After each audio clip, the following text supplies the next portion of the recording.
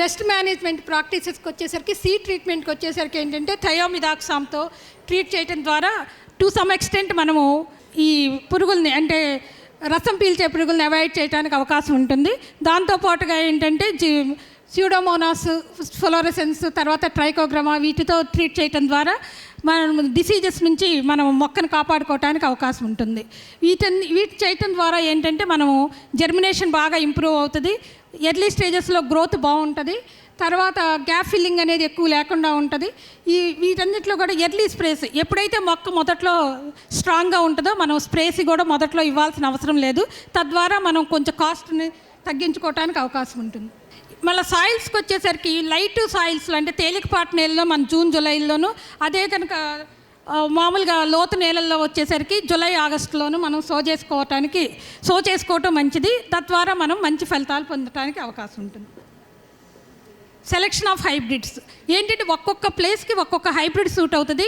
At the same time variety కానీ hybrid కానీ మనకు తేలికపాటి నేలకు కానీ బరువు నేలకు కానీ అధిక వర్షపాతం ఉన్న ఏరియా ఏంటి, తక్కువ వర్షపాతం ఉన్న ఏరియా అయితే ఈ వెరైటీస్ ఎలా స్పందిస్తాయో చూసుకొని కరెక్ట్గా యూజ్ చేసుకోవటం ద్వారా మనము దాని నుంచి అధిక దిగుబడి సంపాదించుకోవటానికి కానీ మనం నష్టాన్ని పూరించుకోవటానికి కానీ అవకాశం ఉంటుంది. ఇవన్నీ డిఫరెంట్ వెరైటీస్ అండి. I want to skip it.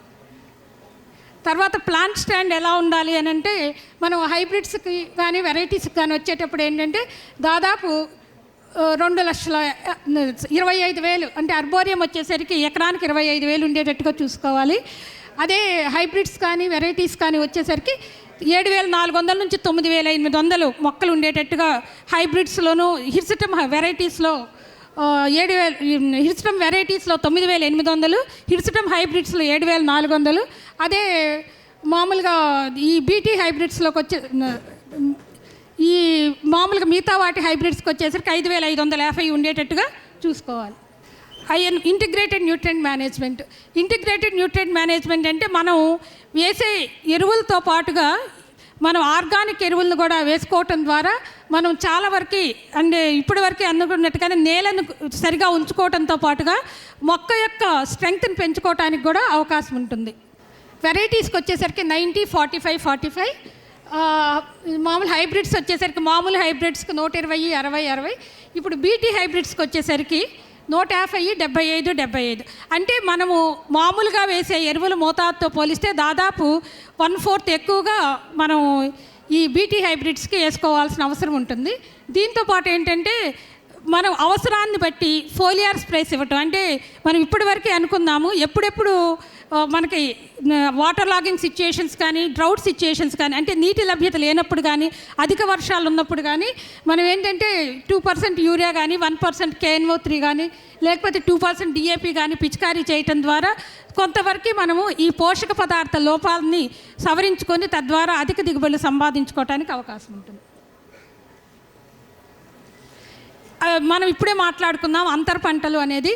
రకరకాల అంతర పంటలను వేయటం ద్వారా మనం ప్రతి పంట కంటే ఒకే పత్తి పంట వేసే కంటే ఎక్కువ లాభం పొందడానికి అవకాశం ఎట్లా ఉంటుందని పరిశీలించినప్పుడు ప్రతితో పాటుగా రెడ్ గ్రామ్ అంటే కందిని 4:1, 6:1, 8:1 అంటే ఒక 4 వరుసలు ప్రత్తి వేస్తే ఒక వరుస కంది ఆ రకంగా వేయటం ద్వారా తర్వాత కాటన్తో పాటు అంటే ప్రత్తితో పాటు పెసర, మినుము, సోయా చిక్కుడు, గోరు చిక్కుడు, అలసంద, వేరుశనగ, కొరియాండర్ వీటితో పాటు అంతర పంటలుగా వేయటం ద్వారా మనం అధిక లాభాలు పొందడానికి అవకాశం ఉండటమే కాకుండా మనం పురుగు ఉధృతిని కూడా చాలా వరకు తగ్గించుకోవడానికి అవకాశం ఉంటుంది.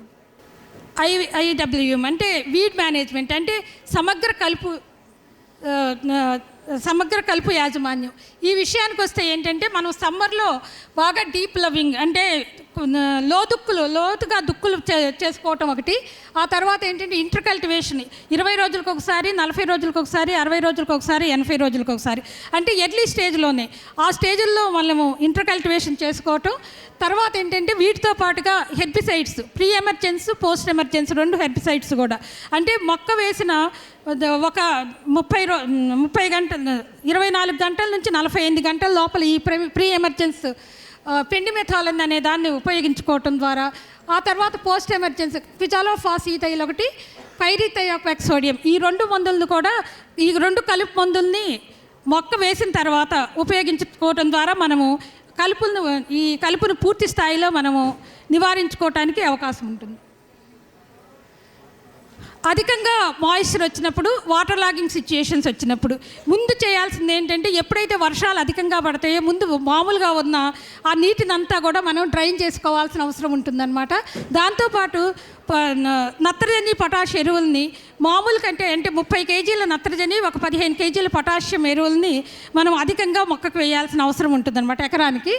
తర్వాత వీటితో పాటుగా ఫోలియార్ న్యూట్రిషన్, మొక్క కొంచెం తట్టుకున్న తర్వాత ఫోలియార్ న్యూట్రిషన్ ఇవ్వటం ద్వారా, పొటాషియం నైట్రేట్ కానీ లేకపోతే యూరియా కానీ ఫోలియార్ న్యూట్రిషన్ ఇవ్వటం ద్వారా మొక్కలో మనం కొంచెం ప్రతి మొక్క తట్టుకునేటట్టుగాను అది స్ట్రెంగ్తన్గా అయ్యేటట్టుగాను చేసుకోవటానికి అవకాశం ఉంటుంది.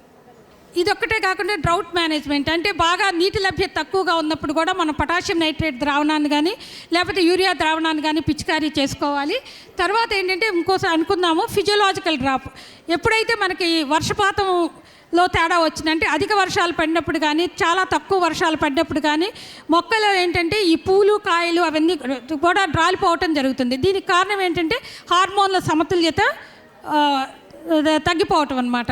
దాన్ని మనం ఇచ్చేసుకోవటానికి తప్పనిసరిగా ఎన్ఏఏ ద్రావణాన్ని పిచికారీ చేయాల్సిన అవసరం ఉంది. ఈ ఎన్ఏఏ ద్రావణం వచ్చేసరికి ప్లానోఫిక్స్ రూపంలో మనకి లభిస్తుంది. దాన్ని ఆ ప్లానోఫిక్స్ని ఒక్కొక్క ట్యాంక్కి 2.5 ml కలపడం ద్వారా మనం అంటే ఎకరానికి వచ్చేసరికి మనకి దాదాపు 25 ml పడుతుందన్నమాట. అది పిచికారీ చేసుకోవటం ద్వారా మనము ఈ పూలు రాలటాన్ని కానీ మొగ్గలు రాలటాన్ని కానీ లేకపోతే ఈ కాయలు రాలటాన్ని కానీ నిరోధించుకోవడానికి అవకాశం ఉంటుంది. ఈ బ్యాడ్ ఓపెనింగ్ కూడా మనం పొటాషియం నైట్రేట్ పిచికారీ చేయటం ద్వారా మనం నివారించుకోవచ్చు. మళ్ళీ మనకు ప్రతిలో ఇంకో ప్రధానమైన సమస్య ఏంటంటే లీఫ్ రెడ్డనింగ్, అంటే ఆకులు ఎర్రబారటం అనేది. జనరల్గా ఆకులు ఎర్రబారటం అనేది ప్రతి ఒక్కళ్ళు ఆలోచించేది ఏంటంటే మెగ్నీషియం తగ్గితే కనుక ఆకులు ఎర్రబారతాయి అని అనుకుంటారు.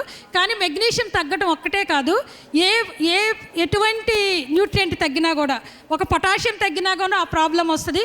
అలానే some of the micro nutrients తగ్గినా కూడా ఆ సమస్య రావడానికి అవకాశం ఉంటుంది. కాబట్టి రైతులు ఎప్పటికప్పుడు ఈ మెగ్నీషియం ఒక్కటే కాకుండా మనకి ఎటువంటి న్యూట్రియంట్స్ మనకి తగ్గినయో చూసుకొని వాటినన్నిటిని కూడా రికూప్ చేసుకోవటం ద్వారా మనము ఈ